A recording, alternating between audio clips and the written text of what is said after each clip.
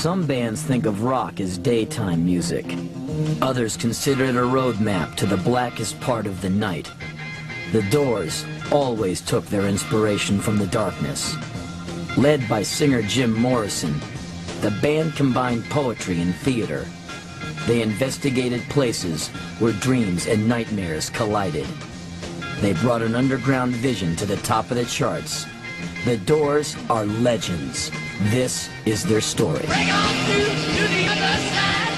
Bring on to the other side. Bring on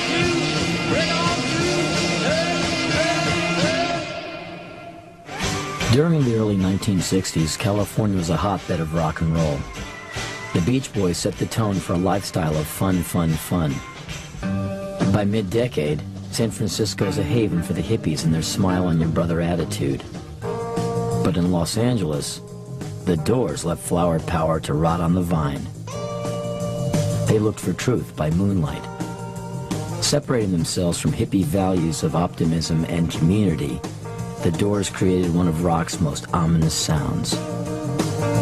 At the center was Jim Morrison, a film student and aspiring poet.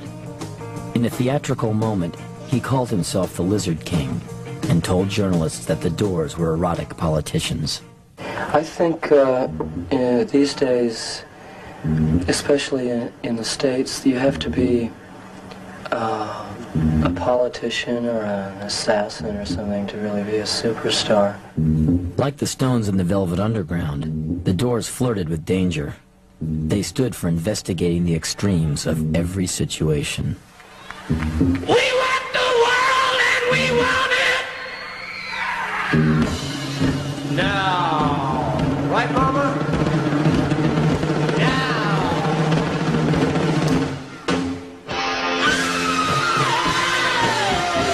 Morrison's emotions were extreme too. He could be cerebral, he could be derelict. The tension between the two sides was explosive. He reacted against all forms of authority. It made him one of the most charismatic and provocative rock stars who ever lived. One of the most bewildering too. No one, not even the other Doors, knew what he would do next. James Douglas Morrison was born in 1943 in Florida.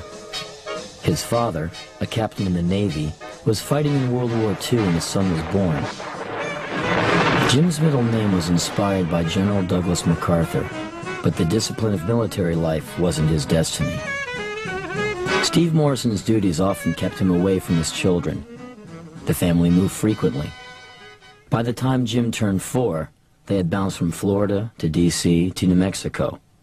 He never settled into one particular environment. A chubby kid, Jim had a wild streak. He taunted his siblings, Ann and Andy, and got attention by throwing fits. And when that didn't work, he'd retreat to his books. A favorite subject was reptiles. Life in Albuquerque provided plenty of opportunity to investigate the desert creatures. Young Jim was fascinated by lizards. I'm the Lizard King. I can do anything. As an adult, Morrison told his friends that he had a life-altering experience at the age of 4. While the Morrison family was driving to Santa Fe one day, they came across a crash on the highway. A truck had swerved off the road and into the desert. Several Native Americans had been riding in the back. One died in the crash.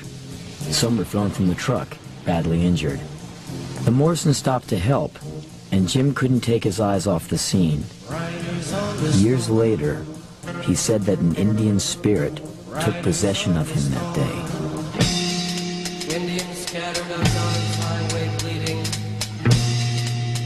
Ghosts crowd the young child's fragile eggshell mind. In high school in Virginia, Jim shunned hobbies and sports. He was a class clown who loved the satire of Mad Magazine, but managed to get good grades. An IQ test placed him in the genius range. He investigated philosophy, mysticism, and art. Jack Kerouac's On the Road was a favorite book. Morrison was attracted to an anything-goes kind of freedom. Soon, Nietzsche was also on his reading list. He often rebelled against the middle-class life his family lived. Jim relished the chance to be on his own in college. First, he went to school in Florida, where he read incessantly. He was intrigued by texts that dealt with the psychology of crowds. At one point, Morrison urged some friends to help him start a riot, just to see what the outcome would be. They declined. Against his parents' wishes, he transferred to UCLA to study film. He told his friends that film was where the unconscious part of life was most eloquently expressed. Morrison was taken with two kinds of motion pictures, surrealism and cinema verite. He was fascinated by the difference between sensual dreams and blunt reality. Jim made one film while he was at UCLA. He got a D on it. He fell in with several students who were dedicated to art, and some who made an art of partying. One pal was in a band with his brothers on the weekends. His name was Ray Manzarek. Ray liked Jim. He thought Morrison was witty, devilish, and smart. Manzarek's group, Rick and the Ravens, was a bar band. They did tunes like Louie Louie, and they'd invite fellow students up on stage to sing along. One night at a local bar, Jim joined too. But he was shy and didn't do much more than shake a tambourine. After graduation, Morrison took an apartment in LA's bohemian neighborhood, Venice Beach. There he read the poems of Rimbaud and wrote his own verse. He told one friend he wanted to start a band. "I never went to concerts," he said, "but I heard in my head a band and singing and an audience." He slept on rooftops near the ocean. He crashed at friends' houses. Morrison was living the poet's life. The afternoon he bumped into Ray Manzarek on the beach changed both of their lives. School was finished, we had nothing to do, and Jim was going to New York, I was going to stay in Los Angeles, and about a month into the summer vacation, who comes walking down the beach but Jim Morrison? And I asked him, "What are you up to, man? I thought you were going to New York." He said, "No, I decided to stay here and write some songs and stuff." I said, "Well, go ahead, sing one of the songs." And then he did Moonlight Drive, and I thought the words are just amazing. Let's swim to the moon. Let's climb through the tide. Penetrate the evening that the city sleeps too high.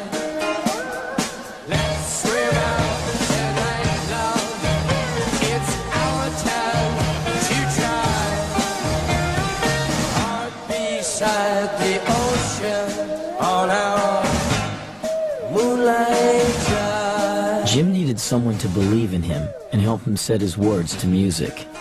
He moved in with Ray and began to work on songs.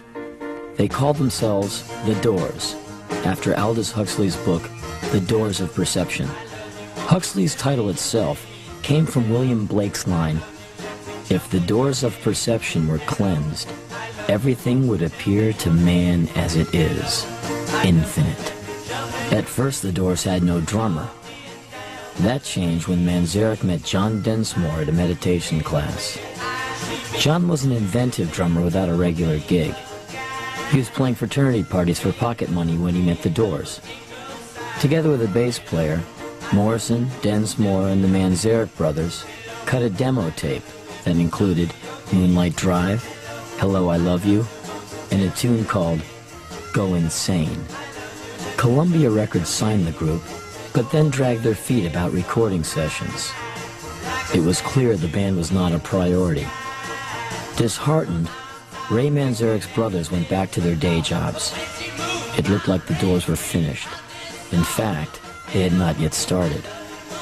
In the next remarkable year, the Doors would bring Jim Morrison's vision to life.